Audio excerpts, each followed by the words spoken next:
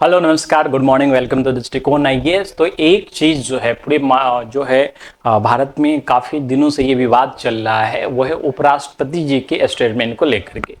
तो उपराष्ट्रपति जी ने ऐसा क्या सुप्रीम कोर्ट के बारे में कहा है और किस रिगार्डिंग्स कहा है जिसके कारण जो है ये पूरा का पूरा विवाद मचा हुआ है। तो इस वीडियो में हम लोग इसी के बारे में जानेंगे। हम लोग जानते हैं कि उपराष्ट्रपति जो है सेकेंड पावरफुल पोजीशन है हमारे देश के भीतर। सर्वे सर्वा महामहिम राष्ट्रपति जी के बाद जो है उपराष्ट्रपति जी ही आते हैं। ठीक है, तो देखिए रिसेंटली जो है जो सुप्रीम कोर्ट है उसने एक डिसीजन दिया था। डिसीजन क्या दिया था? तो गवर्नर्स का जो भी पावर्स है और राष्ट्रपति जी के जो पावर है उसको उसके रिगार्डिंग जो है एक डिसीजन दिया गया। ठीक है, क्या डिसीजन था? तो एक्चुअली जो तमिलनाडु सरकार है, तमिलनाडु सरकार के कुछ बिल्स को गवर्नर ने रोक दिया था। ठीक है, ताकि वो प्रेसिडेंट के असेंट के लिए उनको भेज सके। और इसी बात को लेकर के गवर्नमेंट सुप्रीम कोर्ट गई। सुप्रीम कोर्ट ने डिसीजन दे दिया कि ये बिल्स जो है राष्ट्रपति या गवर्नर 3 महीने से अधिक के लिए नहीं रोक सकते। यानी कि 3 महीने के भीतर गवर्नर को और राष्ट्रपति को जो है डिसीजन देना ही पड़ेगा। अगर नहीं देती है तो स्टेट गवर्नमेंट जो है उसको पास कर सकती है। यानी कि उसका जो पावर था और राष्ट्रपति जी का जो पावर था पॉकेट वीटो का, उसको पूरी तरह से कर्टेल कर दिया गया है।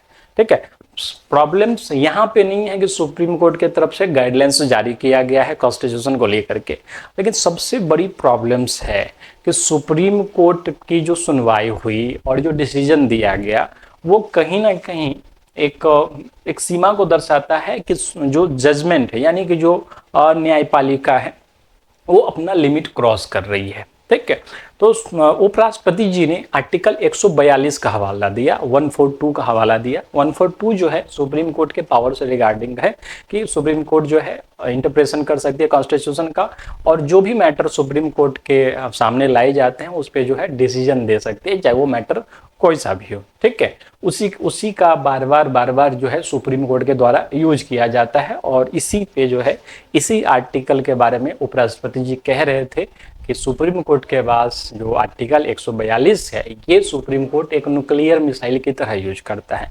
मतलब सुप्रीम कोर्ट को एक अनलिमिटेड पावर इस एक आर्टिकल के अंतर्गत दे दिया गया है। ठीक है, हम लोग जैसा कि जानते हैं कि कॉन्स्टिट्यूशन का जो इंटरप्रिटेशन है, ठीक है, वो सुप्रीम कोर्ट करती है। इसलिए कहीं ना कहीं हम लोग जो है संविधान का गार्जियन जो है अभिभावक सुप्रीम कोर्ट को मानते हैं। जब भी संविधान को लेकर के कोई विवाद होता है तो सुप्रीम कोर्ट उसका जो है निस्तारण करती है, उस पर जो है अपना डिसीजन देती है। लेकिन मैटर जब ये संविधान का था और इसके लिए जो बेंच बैठी थी तो वो संवैधानिक बेंच होना चाहिए था, ना कि 2 आदमी मिलकर के डिसीजन दे देते हैं। ठीक है, 2 आदमी मिले अपना डिसीजन दे दिए कि राष्ट्रपति जी को ये करना चाहिए। और इसी बात पे जो है उपराष्ट्रपति जी गुस्सा है कि हम लोग वैसी स्थिति नहीं बना सकते हैं कि आज सुप्रीम कोर्ट कहेगा कि राष्ट्रपति जी को ये करना है।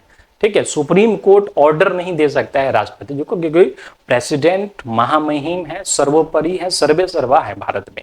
ठीक है, सुप्रीम कोर्ट के जस्टिस का अपॉइंटमेंट राष्ट्रपति जी के द्वारा होता है। ठीक है, तो इस कारण से सुप्रीम कोर्ट ऐसी स्थिति हम लोग नहीं बना सकते कि सुप्रीम कोर्ट ऑर्डर्स दे राष्ट्रपति को क्या करना है नहीं करना है।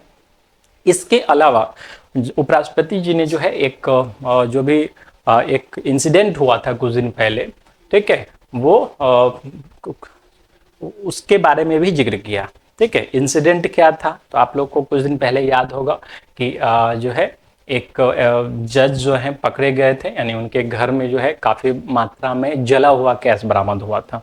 ठीक है, जला हुआ गैस कहने का मतलब जो उनके घर में आग लगी थी और जब जो है बुझाने के लिए गाड़ियां पहुंची थी तो उस समय वो पूरा पैसा भी जल गया था। और 1 सप्ताह के बाद जो है पब्लिक में ये बात आई थी। सुप्रीम कोर्ट को इस पे कोई एक्शन लेना चाहिए था, लेकिन सुप्रीम कोर्ट ने ऐसा कुछ नहीं किया। दिल्ली के उस जज का ट्रांसफर जो है इलाहाबाद कर दिया गया। ठीक है, बस इतना ही किया, ट्रांसफर करके छोड़ दिया गया। क्या अगर किसी नेता के पास या किसी मंत्री के पास या किसी और अधिकारी के पास अगर इस टाइप की घटना हुई रहती तो क्या सिर्फ उसका ट्रांसफर करके छोड़ दिया जाता? इस पे उपराष्ट्रपति जी प्रश्न उठा रहे हैं कि सुप्रीम कोर्ट आज के टाइम में अपने आप को ही जो है वो समझ रही है, अपने आप को ही भगवान समझ रही है, उनको माई लॉर्ड कहा जाता है, तो उन्होंने खुद को लॉर्ड ही समझ लिया है कि वो कुछ भी गलती करेगा तो उस पर कोई कार्रवाई नहीं की जाएगी। लेकिन ऐसा तो कोई संवैधानिक व्यवस्था नहीं है। तो सुप्रीम सिर्फ राष्ट्रपति, उपराष्ट्रपति, गवर्नर जो है इम्यून है, ठीक है, क्रिमिनल प्रोसीडिंग से, जज तो नहीं है। तो जज पे कार्रवाई क्यों नहीं हुई? आखिर सुप्रीम कोर्ट ने खुद से ही डिसाइड कर लिया कि नहीं नहीं वो दोषी नहीं है, ठीक है। सुप्रीम कोर्ट हम लोग जानते हैं कि आज के टाइम में न्यायपालिका में, व्यवस्था में सुधार की आवश्यकता है और इस बात से कोई इनकार नहीं किया जा सकता, क्योंकि हर बिल के बारे में अगर देखा जाए, अभी रिसेंटली जो वक्फ बिल का मामला सुप्रीम कोर्ट में चल रहा है, उसमें जब हिंदू पक्ष की तरफ से लोग जाते हैं, जब एक पक्ष की तरफ से लोग जाते हैं, तो सुप्रीम कोर्ट कहती है कि इसको लेकर के आप सुप्रीम कोर्ट क्यों आते हैं, आप हाई कोर्ट चले जाइए। लेकिन जब दूसरे पक्ष के लोग आते हैं तो तुरंत 4 दिन के भीतर उसकी सुनवाई कर देती है। जब एक पक्ष का जमीन का मामला चलता है तो सुप्रीम कोर्ट कार्बन रेटिंग तक करवा लेती है, जब दूसरे पक्ष का मामला चलता है तो कहती है ये बेचारे कागज कहाँ से दिखाएंगे। तो कोर्ट का, न्यायपालिका का ये रवैया जो है बहुत ही अव्यवस्थित हो चुका है, बहुत ही गंदगी भरी जा चुकी है अलग अलग क्षेत्रों में। और इस बात का जवाब तो देना ही पड़ेगा कि सुप्रीम कोर्ट के पार्किंग में भारत की सबसे महंगी गाड़ियां वहां के पार्किंग में लगती है, जो वहां के या तो जज की होती है या तो वहां के एडवोकेट्स की होती है, लॉयर्स की होती है। तो आखिर अपने जो लॉयर्स हैं और जो सुप्रीम कोर्ट के लॉयर्स हैं जो मोटी मोटी फीस लेते हैं, तो आखिर सुप्रीम कोर्ट उन लोगों पे कब कार्रवाई करेगी, उन लोग के बारे में नियम कब बनाएगी? क्योंकि वही लोग तो आगे चल करके उसी सुप्रीम कोर्ट में बैठेंगे एज ए जज और वो जजमेंट देंगे। तो इस कारण से सुप्रीम कोर्ट को इस दिशा में भी काम करना चाहिए। तो आप कमेंट करके आप ये बताइए कि सुप्रीम कोर्ट में क्या क्या सुधार की आवश्यकता है।